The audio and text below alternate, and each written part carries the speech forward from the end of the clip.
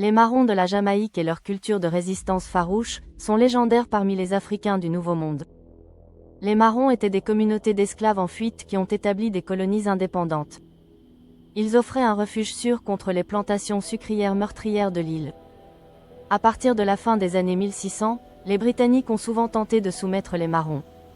Mais les colonisateurs n'avaient aucune réponse à la connaissance détaillée du territoire des guerriers africains, à leur tactique d'embuscade efficace et à leur fort leadership militaire. Dans les années 1720, les Marrons africains étaient devenus des adversaires si efficaces et si déterminés, qu'ils menaçaient le contrôle britannique de l'île et les sommes colossales qu'elle gagnait, grâce à l'économie sucrière lucrative de la Jamaïque. Les Britanniques ont subi de lourdes pertes lors des premières guerres marronnes en Jamaïque, et ont été contraints de négocier un traité de paix. Au terme du traité de 1740, les Marrons acceptèrent un statut d'autonomie dans leur colonie. Ils ont reçu des terres et ont été reconnus comme des gens libres. Mais en échange, les Marrons acceptèrent de cesser d'aider les esclaves en fuite.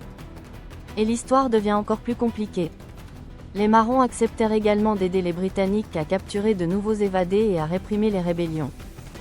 Les Marrons, désormais désunis, ont dû accepter les conditions britanniques, ou faire face à un anéantissement certain.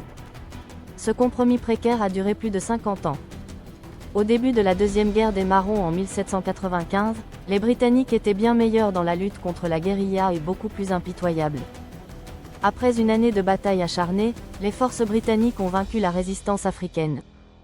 De nombreux Marrons furent plus tard exilés en Sierra Leone.